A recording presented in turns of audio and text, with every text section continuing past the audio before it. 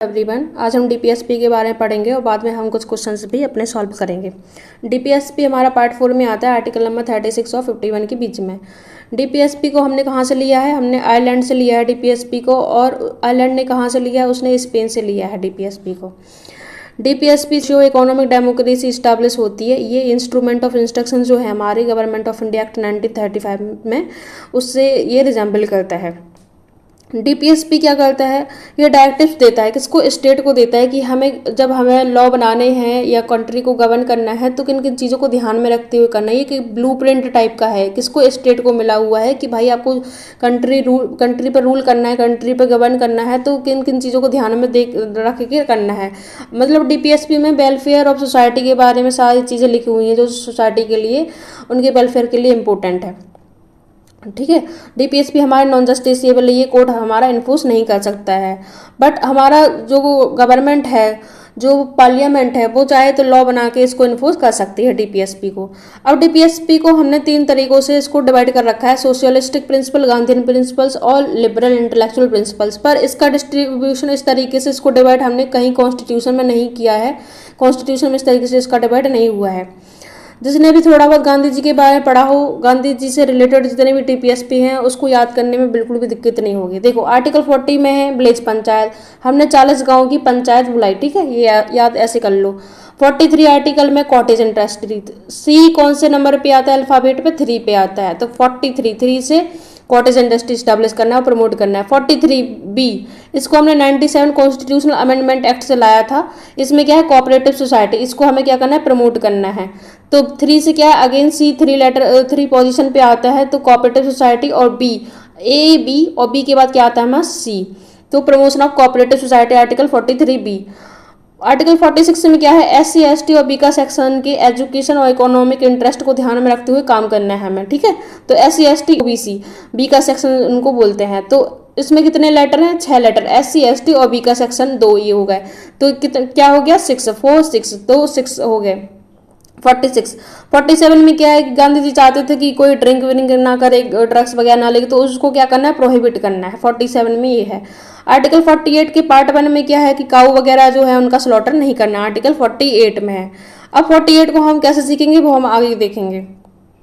देखो, ये हमारा लिबरल इंटेलेक्चुअल प्रिंसिपल्स है। इसमें आर्टिकल 48 है एक, उसमें लिखा हुआ है कि एग्रीकल्चर और एनिमल हस्बेंड्री को हमें मॉडर्न लाइन्स पे करना है। मतलब साइंटिफिक तरीके से हमको एग्रीकल्चर करना है और एनिमल हस्बेंड्री करना है।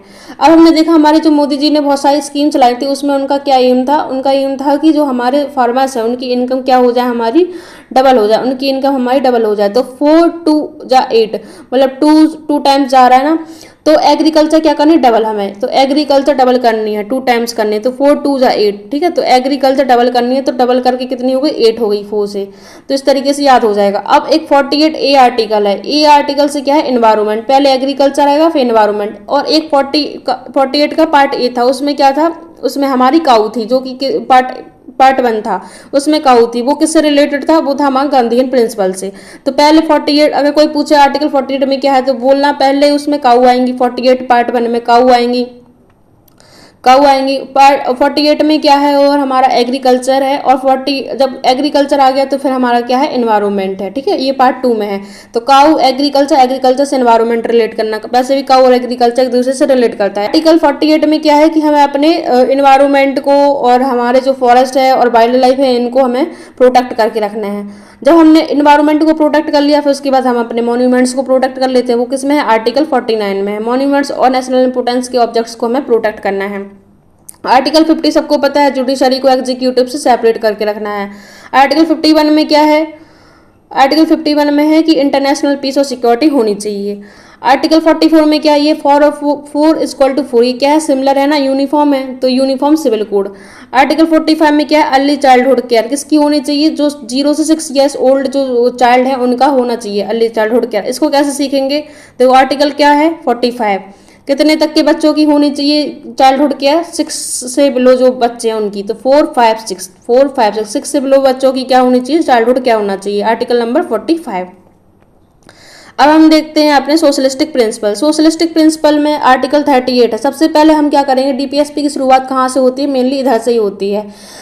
सबसे पहले क्या करेंगे, तो हम शुरुआत में सबसे पहले हम वेलफेयर करेंगे, लोगों का वेलफेयर करेंगे और इनइक्वालिटीज कम करेंगे। इसमें स्टेटस में, इनकम में, फैसिलिटीज में और अपॉर्चुनिटीज में। जो हमारे आर्टिकल नंबर 36 से 51 में डीपीएसपी है, उसमें आर्टिकल नंबर 36 और 37 जो है उसमें क्या है वो देखते हैं। आर्टिकल 36 में स्टेट की डेफिनेशन दी गई है और उसमें लिखा हुआ है कि स्टेट की डेफिनेशन वही है जो फंडामेंटल राइट में है, ठीक है।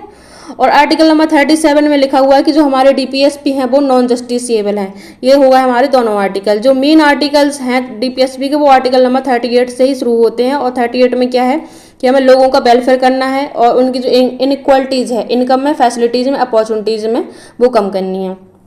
आर्टिकल 39 ये सबको याद हो ही जाता है कि हमें क्या करनी है, फ्री लीगल एड देना है। किसको? पुअर, गरीब लोगों को हमें लीगल एड देनी है फ्री में। फिर आर्टिकल 41, 42, 43, 43A ये हम सब साथ में देख लेते हैं। देखो आर्टिकल 41 में क्या है, हमें राइट टू वर्क और एजुकेशन चाहिए। पहले देखो हम इसको कैसे याद करेंगे, हम देखते हैं। आर्टिकल 41 में क्या है कि हम, कोई इंसान है, पहले वो क्या कर रहा है, एजुकेशन ले रहा है और एजुकेशन मिल गई तो अब उसको वर्क करना है, कोई काम करना है, जॉब चाहिए।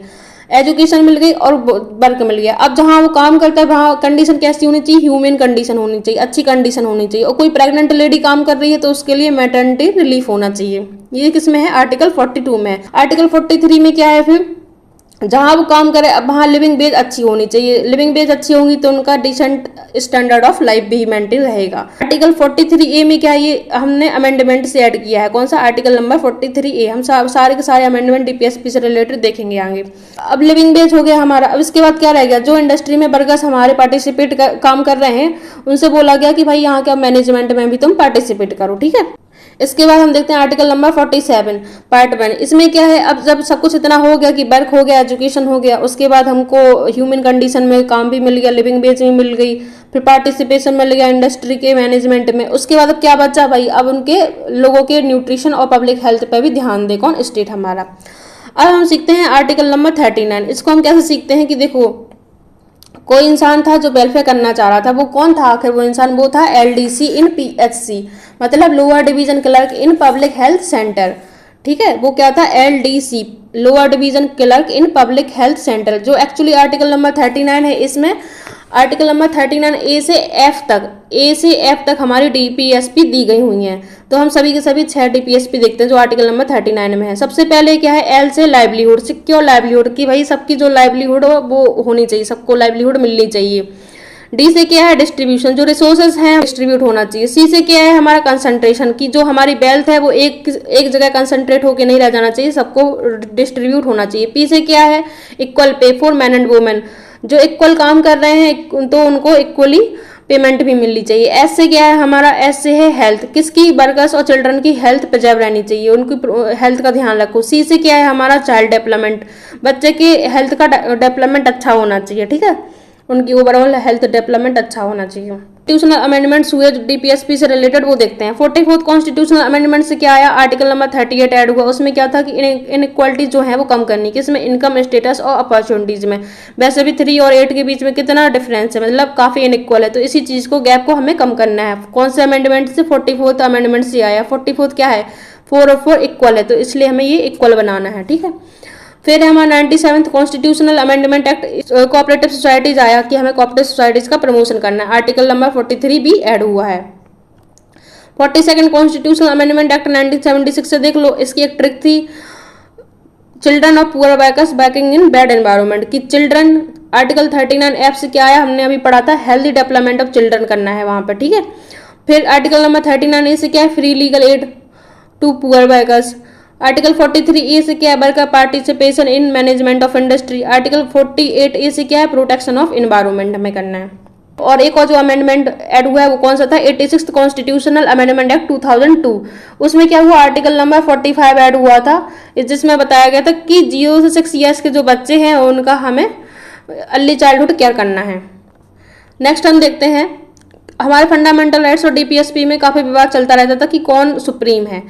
जब फाइनली बहुत सारे ऐसे केसेस पहुंचे और फाइनली जजमेंट सुप्रीम कोर्ट का मिनर्वा मिल केस में जब जो दिया उन्होंने वो ये था कि फंडामेंटल राइट और डीपीएसपी में कोई एक दूसरे से बड़ा नहीं है, ये फंडामेंटल राइट्स और डीपीएसपी के बैलेंस से ही हमारा कॉन्स्टिट्यूशन बना हुआ है, इन दोनों के बैलेंस से ही, तो ये इक्वली माने गए हैं। कुछ और डायरेक्टिव्स हैं हमारे कॉन्स्टिट्यूशन में दिए गए हैं, बट जो डीपीएसपी के अंदर नहीं आते हैं, आर्टिकल 36 और 51 के अंदर नहीं है। वो कौन कौन से हैं? आर्टिकल 335 ये किस में आता है? पार्ट 16 में आता है, जिसमें SC ST और ओबीसी के लिए कुछ स्पेशल प्रोविजंस दिए गए हैं। The claims of SC ST to service, article 335 ये क्या है? डायरेक्टिव है।